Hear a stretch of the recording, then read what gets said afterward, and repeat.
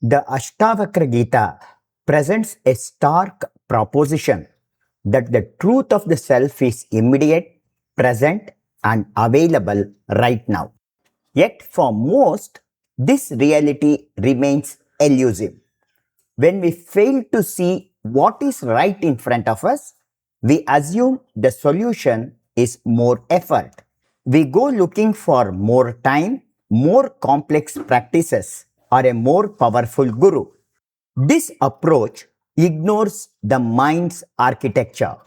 Since childhood, we have accumulated dense nodes of conditioning, beliefs, and assumptions that form a structural barrier. This structure functions as an unconscious filter. It instinctively sorts radical non-dual teachings into familiar categories. This filtered perception leads to a specific error: the attempt to take the separate psychological I and set it free.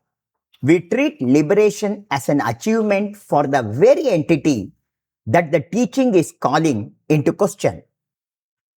Moving forward requires us to reverse the direction of our inquiry. Instead of trying to perfect or free the ego, we must investigate whether this separate I has any independent existence at all. To see the futility of trying to free the ego, consider a person who is convinced they are possessed by a ghost. Based on that conviction, their actions are logical. They seek charms, rituals, or exorcisms to remove the entity. But if the ghost never existed, those methods are useless. The rituals fail because they are built upon a false premise. In this enquiry, the ghost represents the ahankara, the sense of being a separate psychological I. Many spiritual paths replicate the ghost problem by offering techniques designed to improve or liberate an ego that is an illusion. These systems are often defended because of the level of investment involved.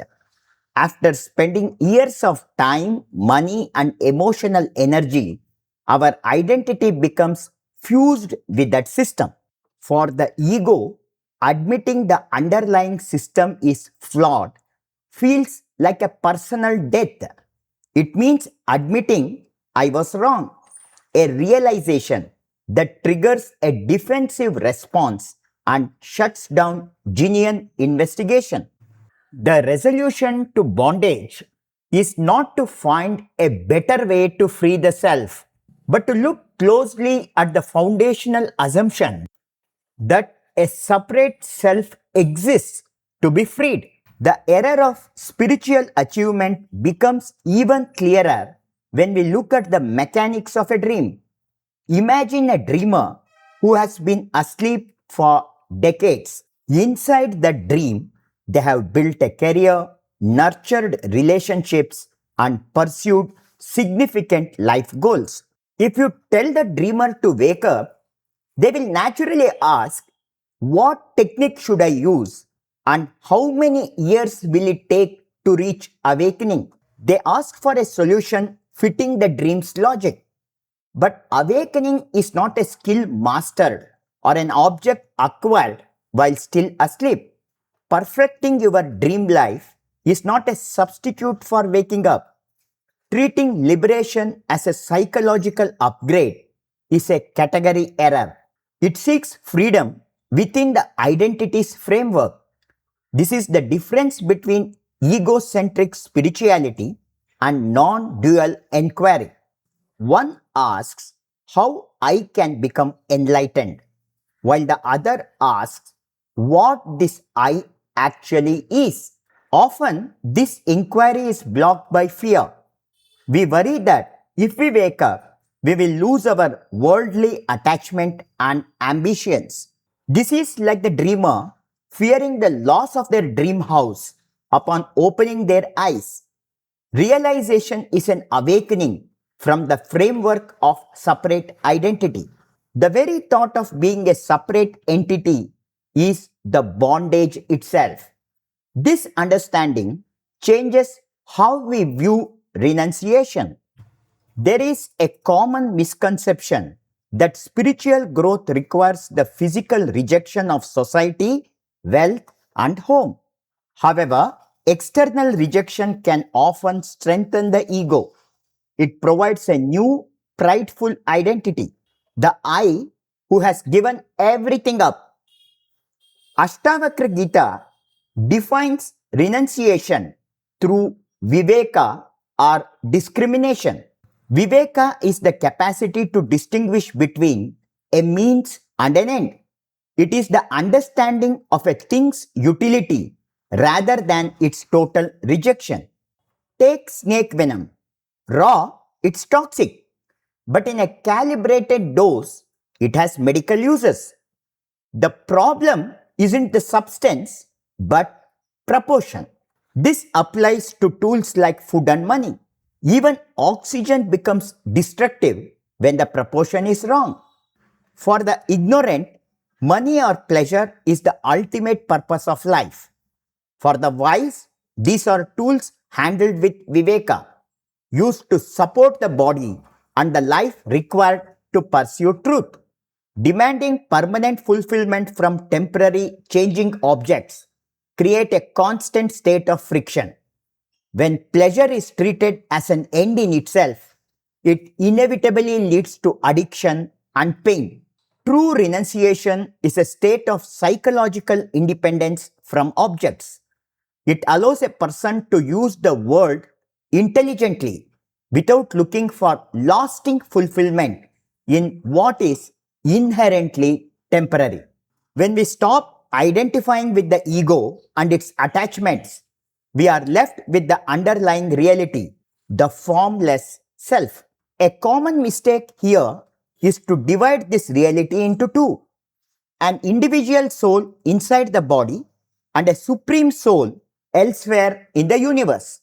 To see why this division is an error, look at space. Building a room appears to separate the inside from the outside. But did the walls actually divide the space? No, it remained uniform. The inside was never separate from the outside. The same logic applies to consciousness. We are not a fragment of consciousness trapped inside a body. The body and the entire universe are appearances arising within the limitless reality of consciousness. A single wave has a unique form and height, but its substance is water. It is never separate from the ocean, even for a moment. This is the meaning of Advaita, or not two. It does not mean that two things eventually become one. It means that what appears to be two was never separate to begin with. This leaves us with a final question. If all is one, how do we navigate the obvious functional differences in the world, like the difference between you and me or life and death? We recognize these as transactional reality. At this operational level, distinctions are necessary and useful for physical interaction and communication. But we must also see the ultimate reality. At this level, those distinctions are seen as temporary forms that lack independent absolute existence. Thought works entirely through contrast. We define light against dark and here against there, because thought requires this duality. A reality that is not two cannot be captured as an intellectual object. The person established in this understanding is the Sthita Prajna.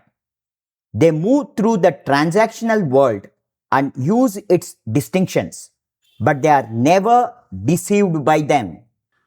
The truth you seek is not a future achievement or a distant object. It is the very awareness through which all your thinking, all your searching and knowing is already taking place.